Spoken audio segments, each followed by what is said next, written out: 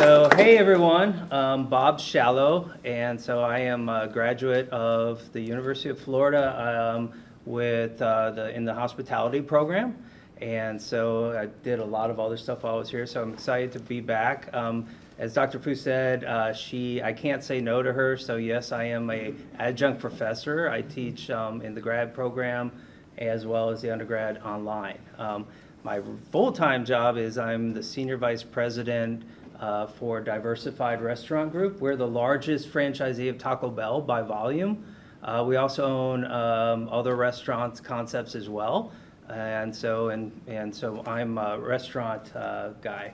And so with that, I have an esteemed panel, and so I want to go ahead and introduce Rob. Rob Alday is the CEO of Abode Destination. So I think you have one of the coolest companies, and it's and in that he has destination management in some of the coolest ski resorts in the country. So I'll let you describe your company a little bit. Yeah, so my wife and I own Abode Luxury Rentals. We're in Park City, Utah, Jackson Hole, Wyoming, and Sun Valley, Idaho.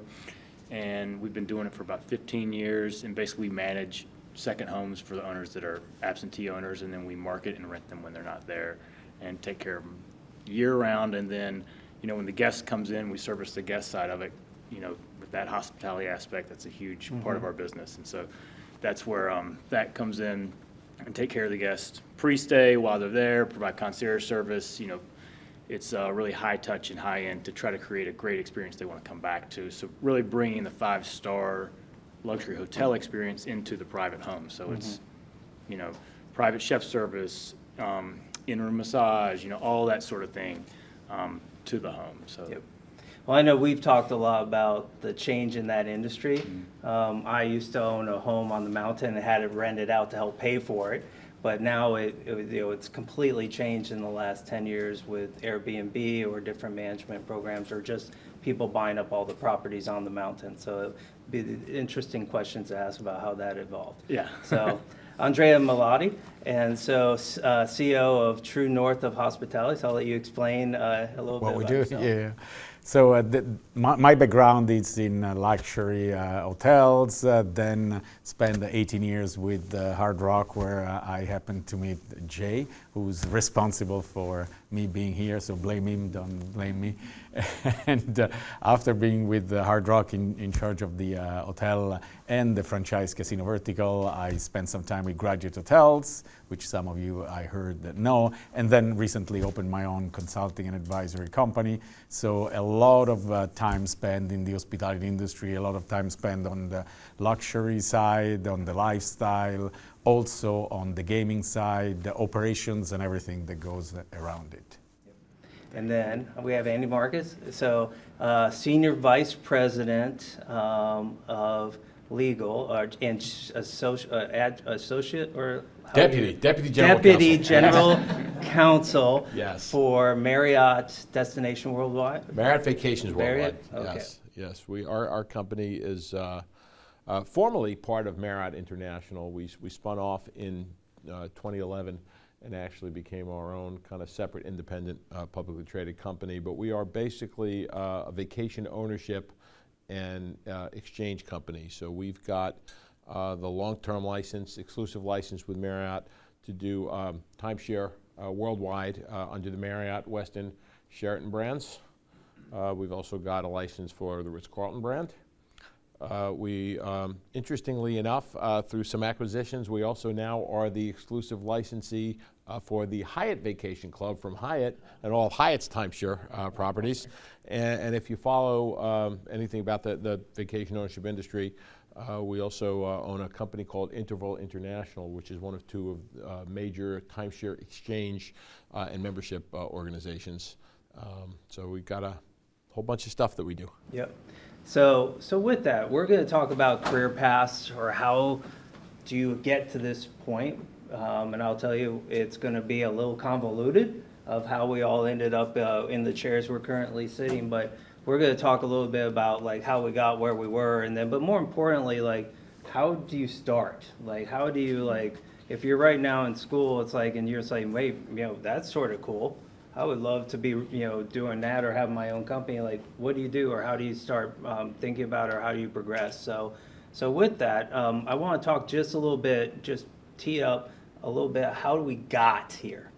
So, Rob, I want to start with you. It's like, how did you and your wife decide that this was, what you want to do? But more importantly, you were a fellow grad of the program. Like, how did you come out of school and then end up where you are today?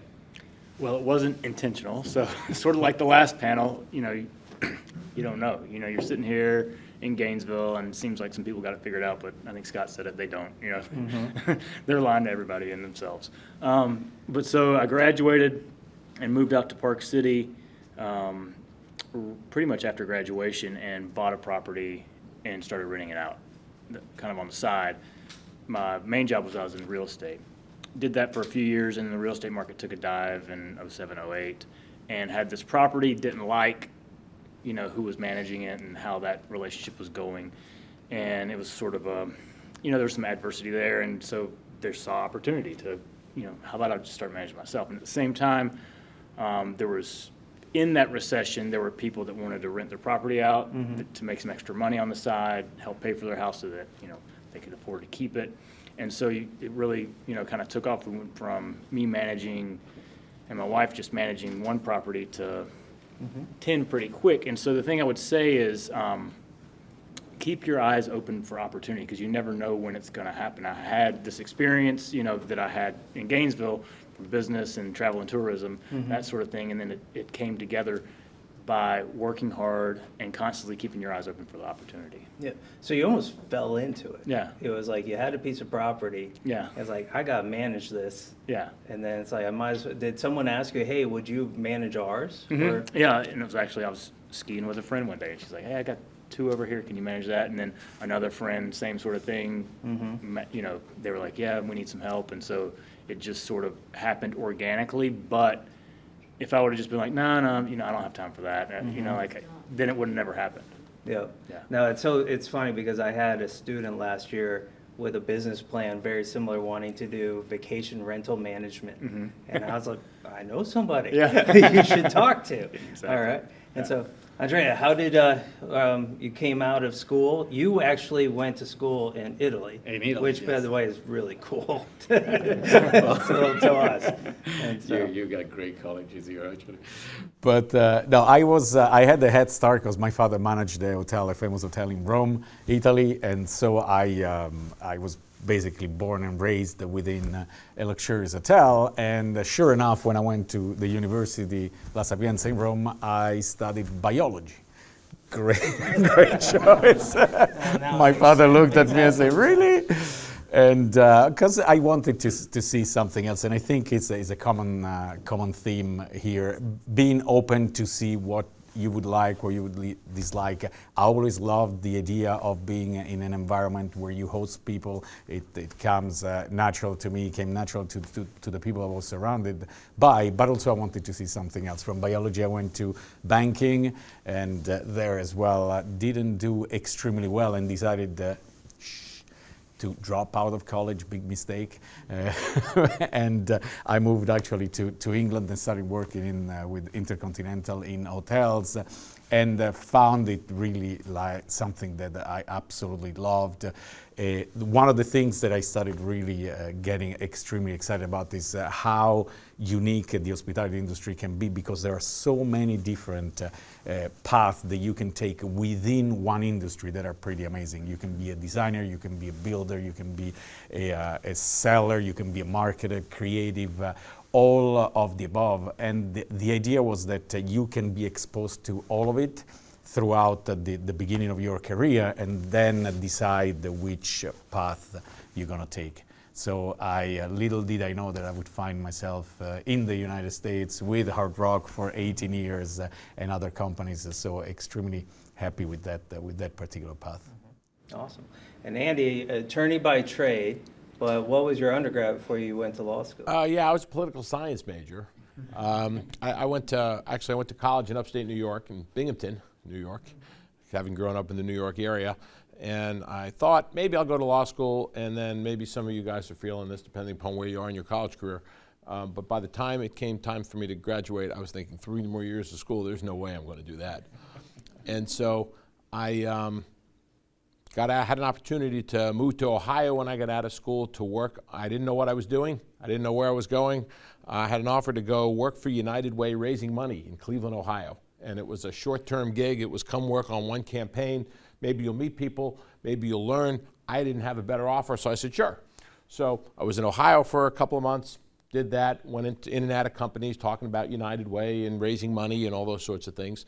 And then after that, when that was over, I decided, okay, my mom sold her house in Long Island and moved to Orlando. So I said, I'm going to go check out Florida.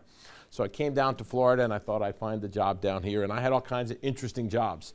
My first job when I got down here was I was a telemarketer for a group that was trying to bring a professional basketball franchise to Orlando, now known as the Orlando Magic. We were selling season ticket deposits so we could go back to the NBA and say, look, we're a real city. We could really support a team here. And so we did that for a while. When that campaign was over, then I became they called him a guest service host, but basically it was kind of one of these tuxedo doorman bouncer type guys in a nighttime entertainment complex that used to be in downtown Orlando called Church Street Station. So some of you older guys might know about that, right? And so, I was taking tickets and I was doing that. I was the most highly educated doorman in the history of Rosie O'Grady's, but I was realizing that in my 4-year degree and I was making $3.85 an hour, and I said, ooh, this is not where I want to be. So all of a sudden, 3 more years of school was looking a lot better. And I applied to all of the Northeastern law schools that Jewish kids from Long Island, like I was, applied to in Florida and Florida State because I happened to be here. And, you apply in the fall. I spent my first winter down here after, 4 years in upstate New York. I couldn't tell you if I got into those schools in the Northeast. It was Florida, Florida State. I didn't know the difference.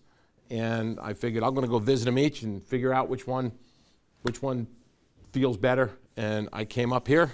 I spent the weekend. And I didn't make Tallahassee until I was interviewing for a job in my second year of law school. Yeah. So I wound up taking a job with a large law firm in Orlando and fell into the timeshare and hospitality space, and been basically a hospitality real estate timeshare lawyer for the last 34 years. And along the way, and maybe we'll talk a little bit about this, in one of my former jobs I also had the pleasure of for 3 years being the chief operating officer of a resort company with a large project that we built down in Central Florida called Mystic Dunes. It's a 900 plus unit condo, golf course project. And so I'm a lawyer by trade, but with a little bit of operational background. So I think the theme I heard is you all had it figured out right from the start, right? To where you have this much success now. And so I was the same way. When I got out, we had an intern. I had interned for the semester to graduate from the program. I interned with a Marriott property outside Washington, D.C., went through every department, and I thought I wanted to be in hotels, and realized I actually enjoyed restaurant side more. But when I went to Atlanta, again, I went to Atlanta because my 3 college roommates lived in Atlanta, and there was a couch there with my name on it. And then once I got there, I had to get a job, and that's how I walked in the door at Taco Bell. I got hired because my boss looked at me and he said, you do triathlons and played rugby at Florida. You are tough enough to survive a restaurant. And so that's how I got my job offer. And so I was like, I'm going to be in here for a little while, make enough money, and then I'm going to go to a higher level restaurant company, full serve, something I think would be a little bit more what I wanted. Who wants to be in fast food coming out of University of Florida? But I had a great couple bosses, and I'm really happy. 9 months in, they broke the rules and promoted me. And I was like, you know what? If I have someone who believes in me, I'm going to stick with that person. And, the career sort of just took off from there. So I started as assistant manager in a restaurant, and then I've run several thousand restaurants over my time across the country, and it all started with being willing to take that one leap. And for a job I really wasn't all that excited about. And so like with that, how today, like we all get candidates, or we all meet students, we all meet job applicants. How do you break through the clutter?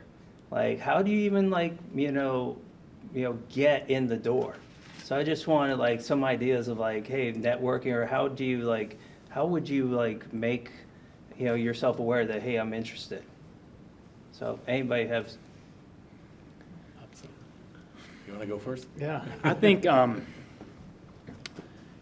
for us, when someone comes to us, the most important thing is a good cultural fit. So I think for a student, is looking where you want to be and make sure that company speaks to what your values are, and not that they just have them on the wall, but they actually, do the things they say they do.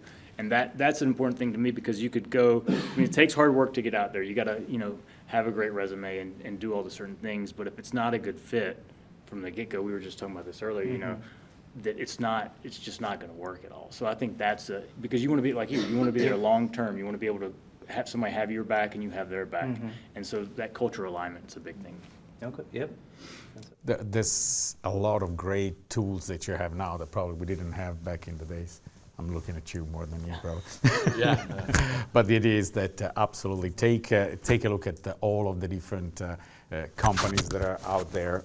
Make sure that you create a proper resume so that people can understand your approach and the type of person that you are. But make sure that you actually select the places where you want to be. Don't be afraid to come in at a very, very low level. Don't be afraid to be an intern. Don't be afraid to do line jobs that at the beginning you might think it's not what you studied for, because first of all, you get a great understanding of really the basics of the business, but also you get a great understanding of the real culture of the company. You don't get in the C-suite the culture of the company. You get it behind the scene and on the line, on the front lines.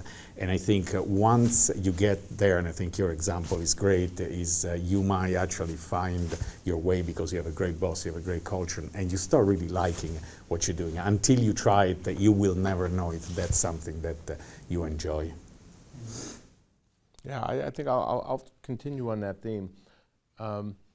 If you think about what's it take to get started, what's it take to get successful, right? And there's a couple things. And people think, well, if I'm smart and I work really hard, that's a pretty good formula. But the reality is that's part of the formula. There's no question.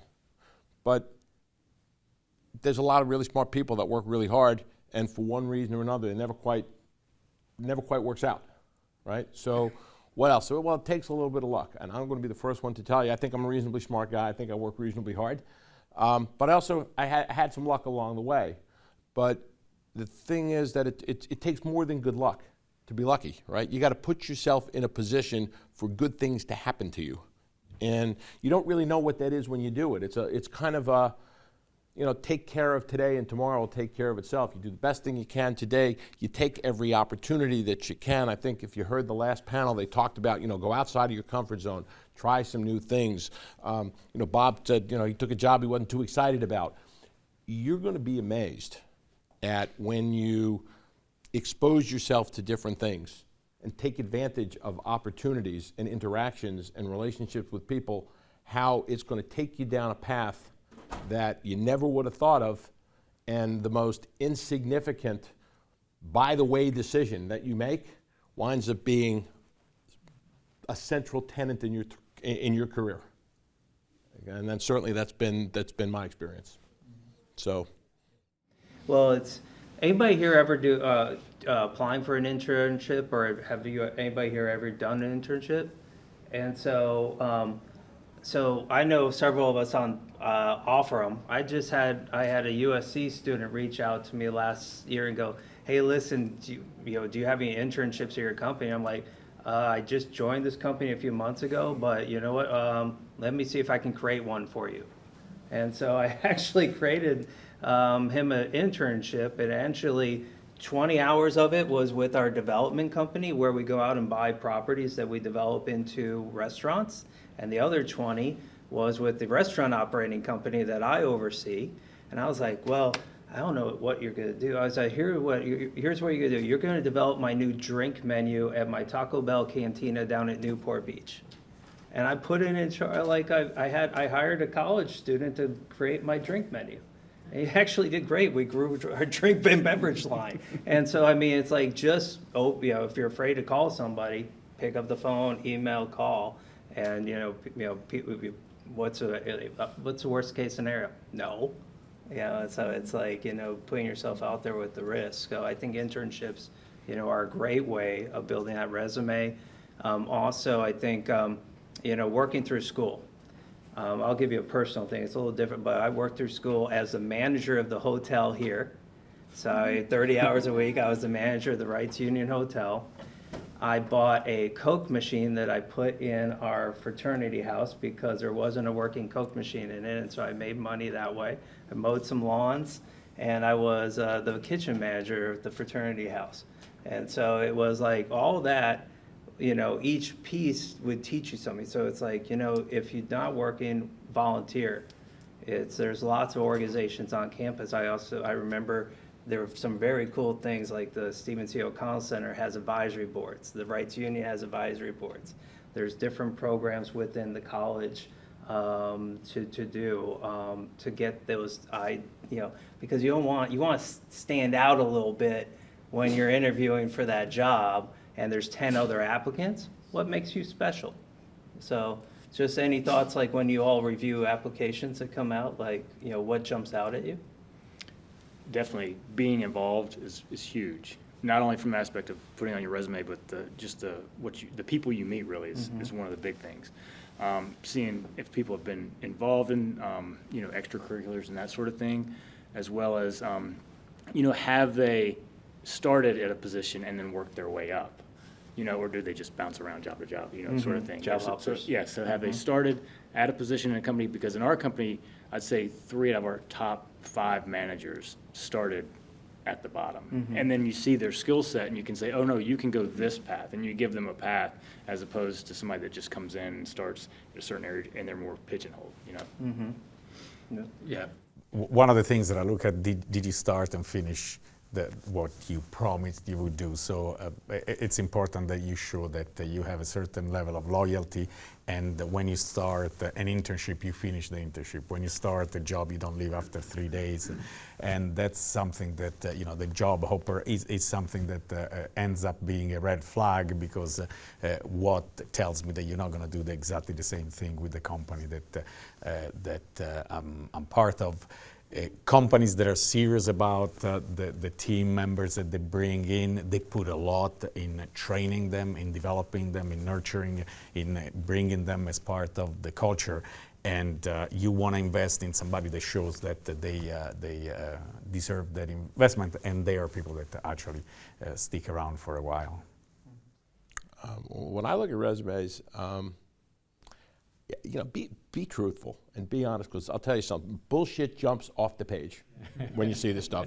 So if you were a camp counselor last summer, say you were a camp counselor, not a leader of developing young children, and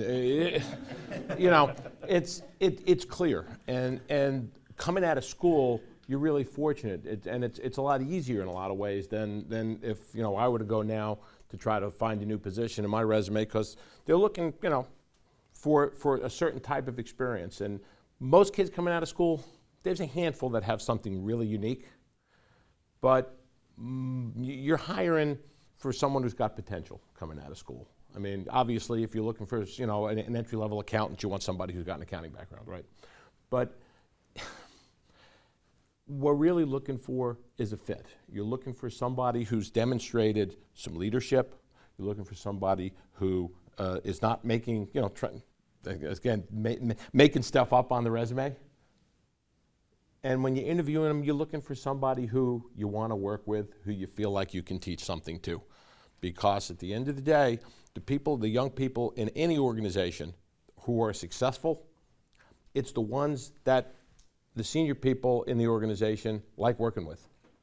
And so if you're easy to work with, if you're somebody, and you heard this in the last panel, say yes, right? If you make a face and it's a hassle, and you act like you're getting put out every time somebody asks you to do something, you're not the guy they want on the team. You know, be the guy that they want on the team. That's what I look for. So I'm gonna ask you. You prefaced it earlier. You're like, ask me a story. So you became you're a legal guy. Yeah, you're an attorney by trade, but you all of a sudden you became an operator. So tell us how that happened, because now. Yeah, I did. I was the chief legal officer for 12 years for a company called Tempest Resorts. If you're from Orlando, we built a place called Mystic Dunes, which is now part of the Hilton organization. But I was the chief legal officer, and I had a good relationship with our CEO. And one day, I guess our chief operating officer didn't have as good a relationship with him as I did. And one day he said, "Hey, I need to talk to you. Come into my office." And I sat down, and he was, whiteboard guy. He had a whiteboard in his office, and he said, "Right now, here's how we're set up. I'm here." He said, "You're the chief legal officer. You got these people who are reporting up to you. You got this guy's the chief operating officer, and he's got these departments. This is our head sales and marketing guy." And he kind of drew a little org chart. And he said, "Well, I've got some challenges with the guy who is this chief operating officer." And I said, "Yeah, I've noticed." And he said, "Well, as of tomorrow, X's the guy out, circles the organization, big arrow up under me." And he said, "Congratulations, you're the new chief operating officer." And I said, "Are you smoking crack?" That's not, because, look, I recognize that we're talking about our project down there was a 900 plus unit timeshare project, and 18-hole golf course, restaurant. And there are people who go to, come to a school like Florida, go through a hospitality program with a dream that that's the end job, right? And I said, "Who am I going to do that?" And he said, "Look," he said, "you're a smart guy. I trust you. That's important." He said, "You'll hire the right people. You'll figure it out."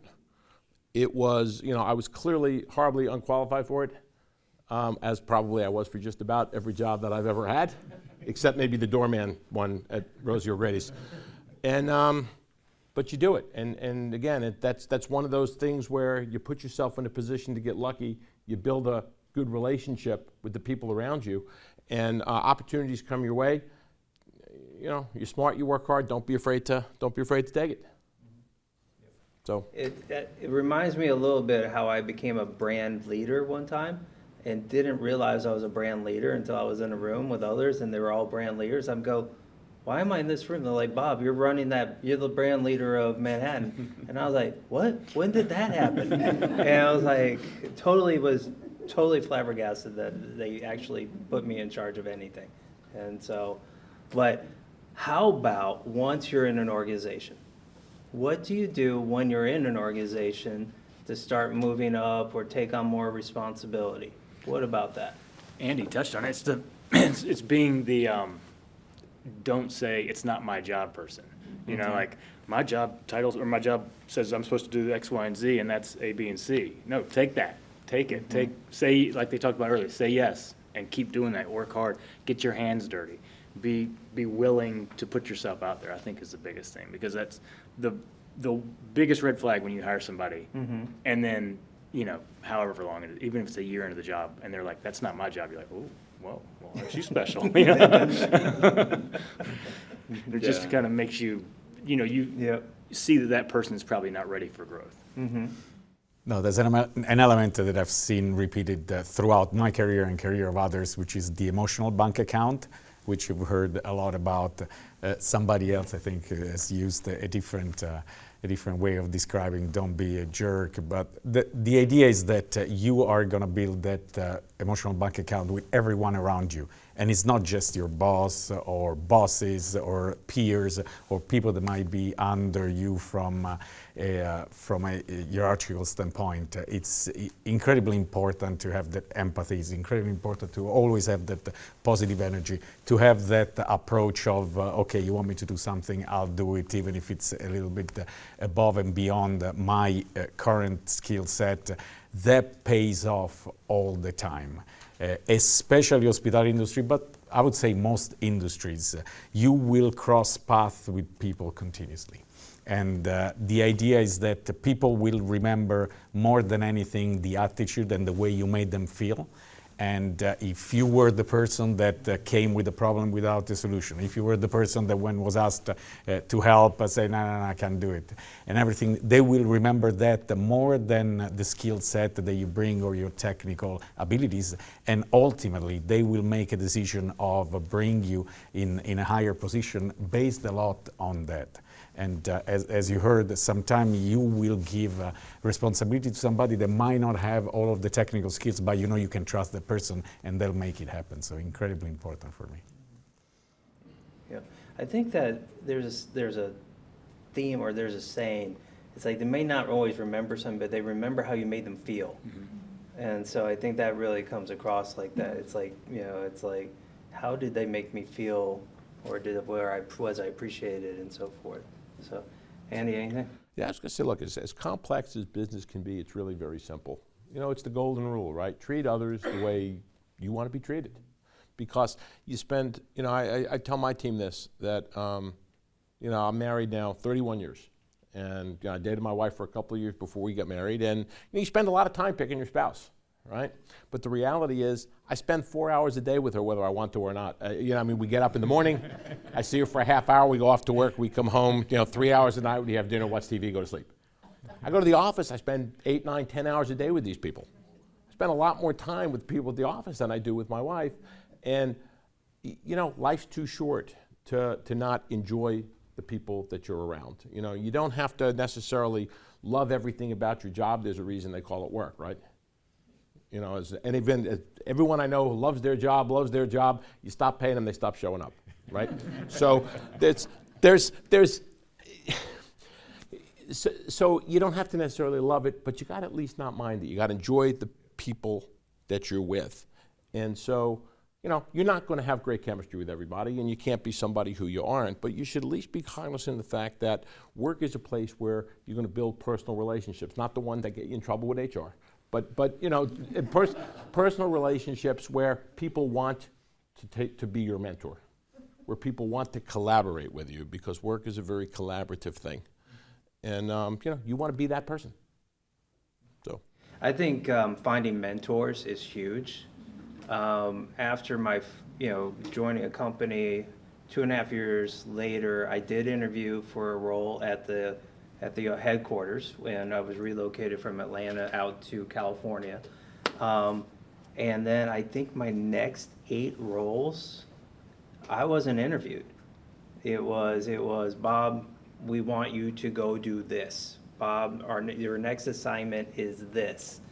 And, being in a great company, having mentors in the company who basically were guiding my career, going, okay, what we want you now to go do this role, and brought in her right. And each time I took that new role, I was like, oh my God, I don't know what I'm doing. I was like, I have to figure this out. And you learn it. You figure it out. Everybody's been in that role. You find others who know and you ask questions, but you keep doing that next role. And what you do is you pay it back as a mentor to others. So I'd spend most of my time now in my role as a leader is really either bench planning, developing others, and ensuring that the talent pool is being developed to run, to take over the company when I leave, because I won't have that much longer, running the company. There has to be a whole slew of other leaders that have to come up to do it. So I do have one more question before, and then we'll turn it to the floor if there's any questions. Like a key network, how do you network? Like, what would be a recommendation to start someone's network, or to build awareness or out there in the business world? I think one thing I noticed as we've all been talking, every kind of segment that we've gone through, it's all been, all came back at some point to relationships. Mm-hmm. And it all, as complex as you want to make it, kind of like Andy said, it's, it can be simplified and distilled down to pretty simple stuff about relationships. So really hitting every spectrum mm-hmm. of organization, don't just focus on being really involved in this one, focus on a lot of different areas. I think get involved, put yourself out there, and again, like we've been talking about, say yes and get uncomfortable. Yep. They said it very well in the previous panel, which was always be curious, always try to find out more what's happening around us. There's so much in the hospitality industry, there's so much in a university like this one. Just don't silos yourself, don't start just looking at the same things and have just the same group of people that you talk with, but expand your horizons. My experience personally in going around the world and trying to open a hotel in China where they didn't even know what Hard Rock means, and they can't even, as Rachel, Dr. Fu will tell you, they can't pronounce the R. So, by the way, if you go to China, the Hard Rock a name is actually Journey Like a Song, is when you see the Chinese name of Hard Rock. But having been exposed to different cultures and different people enriched me and enriched the team that I was with. So there's nothing like exposing yourself, putting yourself in an area that is not comfortable. Ultimately, that all helps you both as somebody that is going to become, a leader one day, but also as a person. And it's much easier to hire great personality, great persons than just to hire great technical skilled people. Do you agree? Yeah, no, absolutely. And in fact, no, I'm sitting there, I'm listening, and I'm nodding my head. Yeah, no, I mean, the other thing I would just say in terms of networking is don't be afraid to ask people for help or for introductions. Because, it's interesting. A lot of people, and I don't know maybe how you guys feel this way, but like with my kids, for instance, who are now 29 and 26, and I'd be like, oh, I know a guy who does whatever, maybe I can help them. Like, they didn't want dad to help, right? And I said, look, nobody's going to hire you because I ask them to. What they will do potentially is give you the time of day. After that, you're on your own. But things are so competitive now that it's really hard for a really good person to stand out. And so if you can get a little bit of help getting noticed, and somebody to maybe help open the door, you're the one who's going to have to walk through it. So if somebody is a favor to me, says, okay, I'll give them a hard look. If you walk in and you're an idiot, then you're an idiot. Nothing I can do there. But you should be not afraid to ask, and it's not only your folks or your family members, but even folks up here. We're all kind of volunteers in this program that Dr. Fu heads up, because we like the energy. We want to help people. We know that we've all had, as you've heard, kind of, a couple of things go our way, and we'd like to help some others. And so I'm happy to help any of you guys if I can. Our organization, a little bit different than Bob's. I can't make up an internship, but I can tell you my company does over 300 of them a year. And they do them in resort operations, and they do them in the corporate area, in marketing, and finance and accounting. And we've got a bunch in Florida, a bunch throughout the country, and internationally as well. If it made sense, if you saw something you want to apply for, and you shot me a note and said, hey, can I hire you? No, because law department, we don't do internships. But what I can do is I can send a note to somebody that says, hey, this is Key to Florida. Please give them a hard look. Maybe they will, and maybe they won't.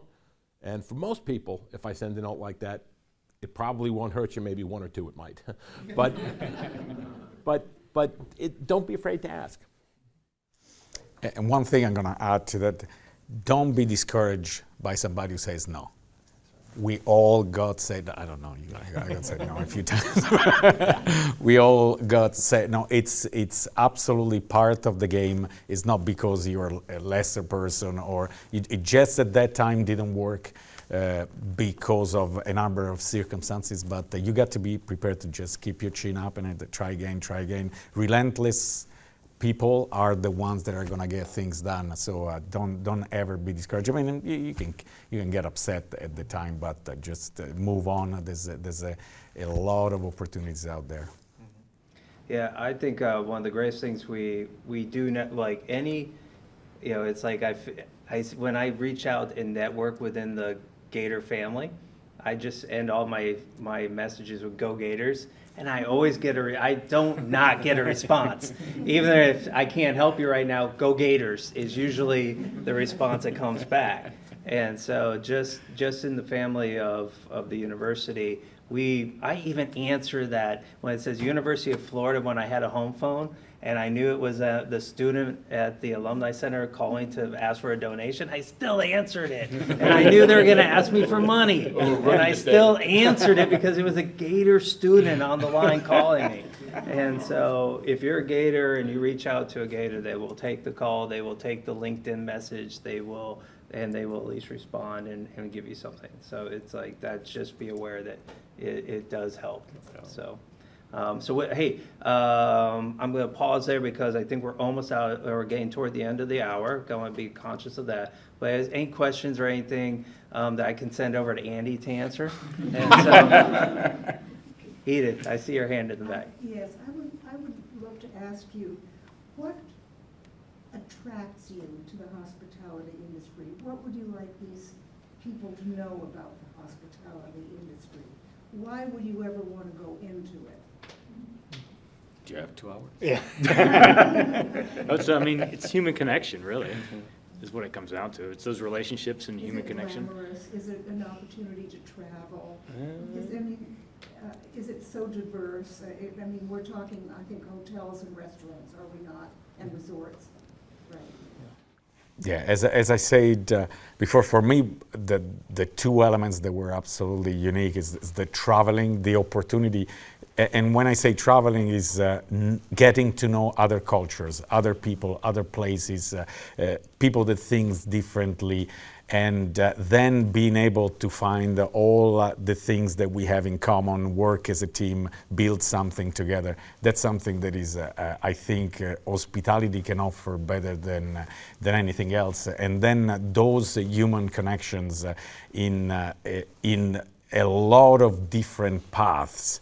And there was, as I was telling at the beginning, is the fact that when you think about, I think Jay, you talked about it this morning, just the thought of a hotel in a place, what goes through from the licensing, convincing the local people that that's the right place to do it, the politics, and then the design, the construction, the urban massing, and then bringing in all of the different, a lot of the legal team work during all of that.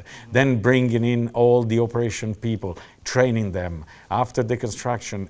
I mean, it's so incredibly unique, and every day is different, with a different challenge, with a different opportunity, that I think I see very few industries that can offer all of that in one package. And now you even get paid pretty well. It doesn't, it's catching up. It doesn't suck. It's catching up. Yep. I have a question about the abode model. Is that something, I saw that you have 3 locations currently. Do you have world domination plans? Are you expanding? Is it going to be a franchisable option? What is your long-term? We've thought about some of that. We definitely don't want to dominate the world or anything, but we just kind of take some opportunities as they come up. So Jackson Hole happened organically, so did Sun Valley. There's a few other options that we've looked at that haven't been right, but maybe right in the future. So it's just taking them one by one and seeing what's the right fit at the time. And then in those, like we talked about before, in those different locations, you have to have the right relationships, really. So currently, it's more central to where you are located. Correct. Do you have a competition already? Is there somebody that you kind of look at their model and be like, I don't want to be like that? Well, there's definitely ones that are, there's some bigger ones that are like, okay, we're not that at all. They just have lost a lot of personal touch and use almost too much technology and not really brought that personal touch into the business. So we don't want to go down that path at all and get too big to where it's like that. Yeah. And so, well, it's definitely, I love how you brought the human touch, because either back to your question, it's like hospitality is about experiences. So I enjoy going out to dinner and experiencing it. You know, it's like a lot of times you don't remember the food, but you definitely remember the experience. And in hospitality, those who are successful generally, give a great experience, even if it's from fast food.